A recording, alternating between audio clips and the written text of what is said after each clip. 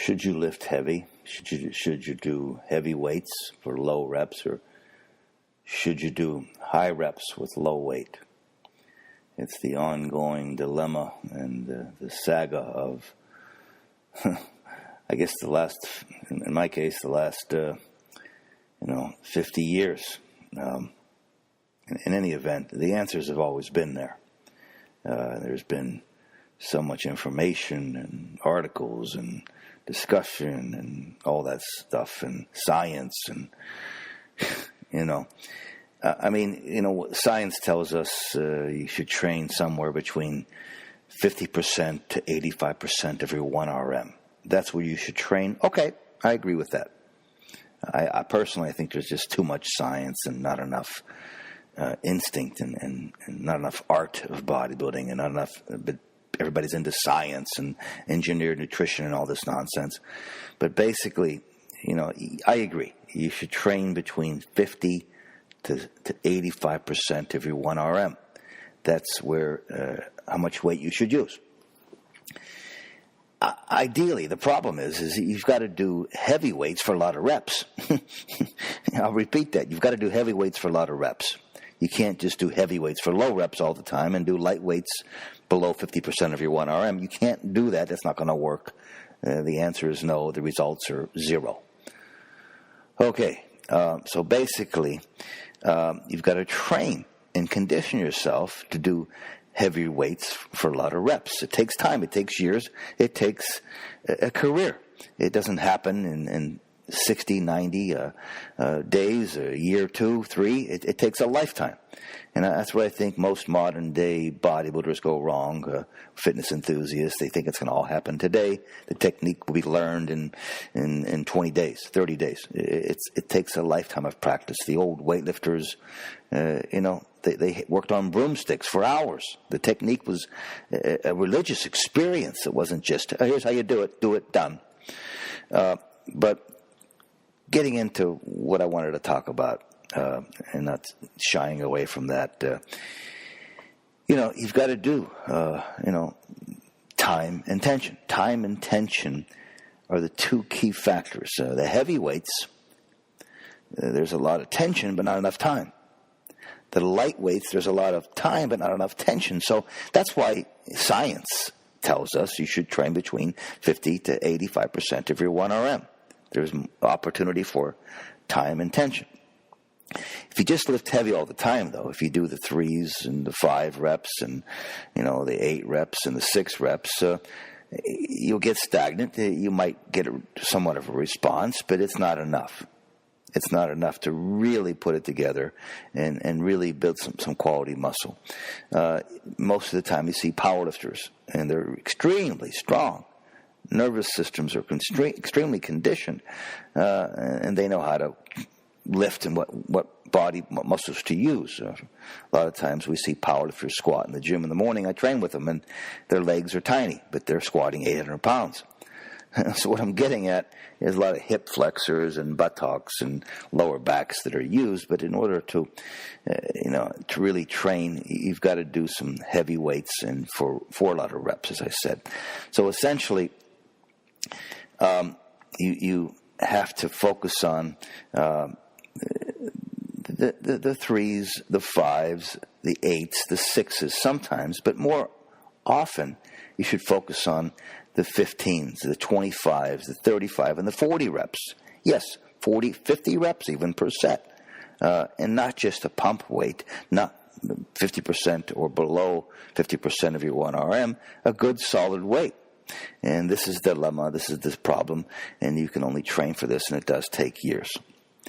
So, having said that, it's important to really think about training from this aspect. I mean, usually an ectomorphic person, more of a red fiber person, can train higher reps, but they have to do, they don't have to, but they can have the, they have the availability and the possibility of training more often. They can do higher reps with more frequency. A mesomorphic person, a mesomorphic individual can, is good at the heavy weights, but they can't train as often. Their frequency has to be lower.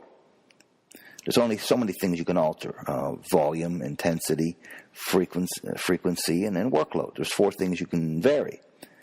And then from there, you can get into, half reps, quarter reps, partial reps, static reps, partial statics, negatives, forced positives, and forced negatives, forced positives, and all that stuff in between. And you can vary the cadence and the tempo and on all that stuff, and how fast you move the bar, the speed of the rep, all of this stuff, acceleration. There's a lot of things you can vary, but still, when it comes down to it, the reps are more important than the heavy weights. I'll repeat that. The reps are more important than the heavy weights. For instance, when I first came to California, we did a lot of heavy stuff back in Michigan, and, squattings and deadlifts and, big bench presses and all that stuff. But arms was always my personal dilemma. When I first came out to California in 1978, through my whole tenure training in Gold's Gym and World's Gym, I don't think I ever saw some of the greatest bodybuilders with the greatest arms in the world do more than a 45-pound dumbbell. I never saw Arnold use more than a 45-pound dumbbell. Some of the greatest arms in the world, the world's ever seen. And, he most of the time, used a 35, 40-pound dumbbell.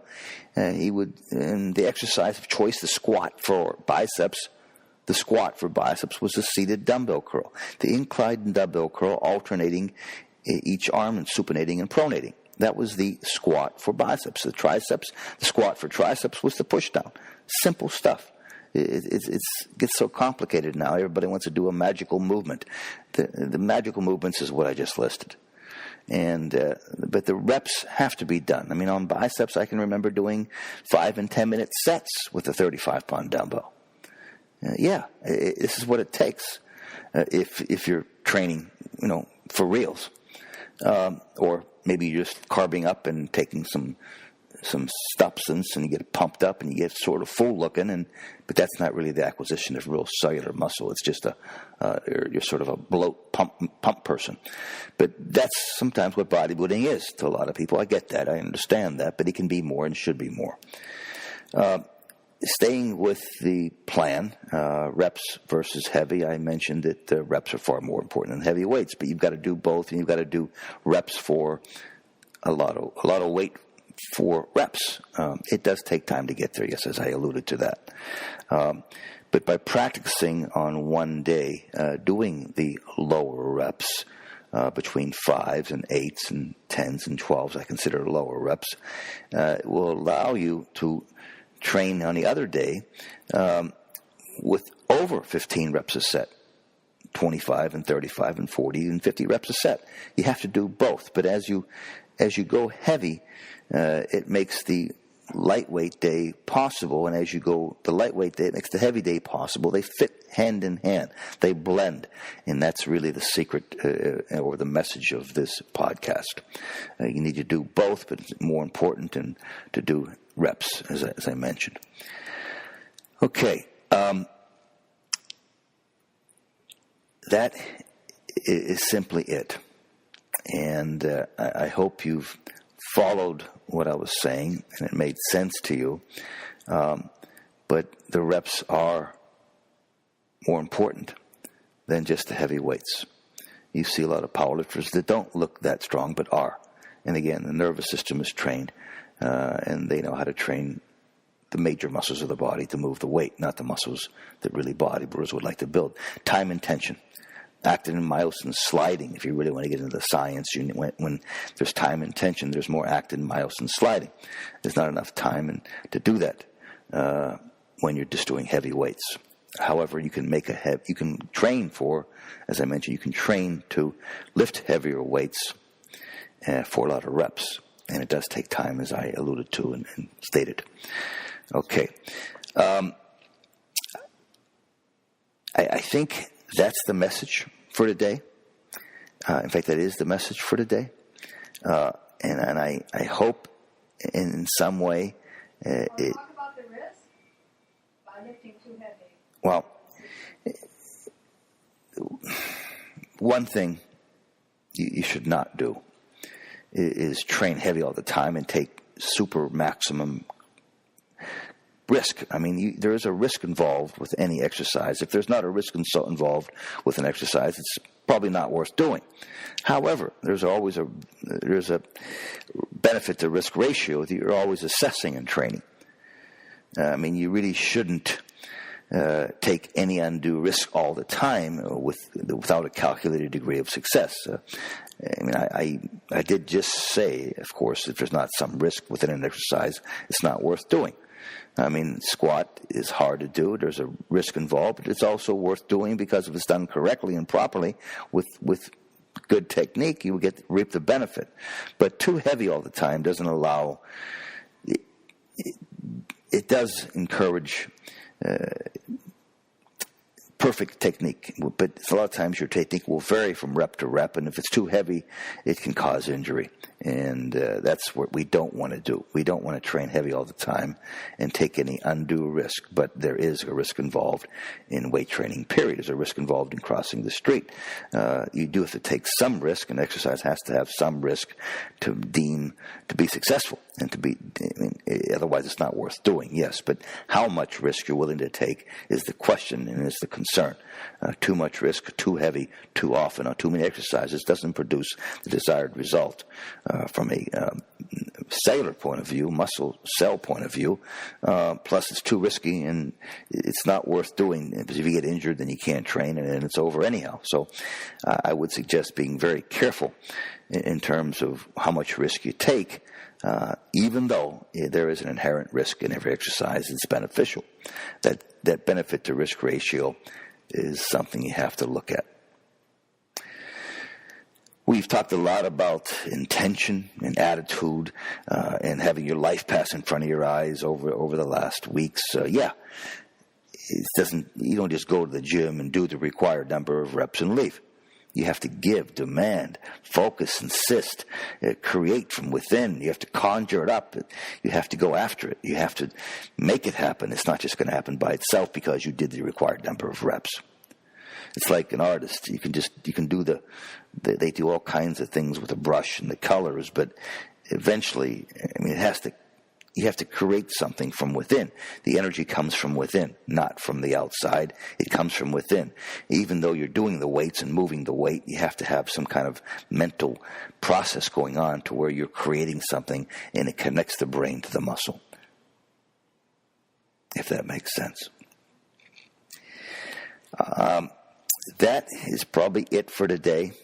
It's late here, but I wanted to relate to you the importance of, or the meaning between reps and heavy weights. But with continued training, as I mentioned earlier on in the podcast, in having heavy days and having light days, eventually you'll be able to basically do heavier and heavier weights for more reps, and that's the key. That is the key. And I wish you the best of success in your gym quest. But even though you're doing the reps and the sets progressively, demand it, see it happening before it happens, create it. You have to create it from within and make it happen. And if it doesn't happen, it has to be to the point to where your life depends upon it, because if you don't think that way, you won't get the results. Your life depends upon it. Whether it's when you go to the gym, it's not just a little exercise here and there. Your life depends upon it. Thank you very much.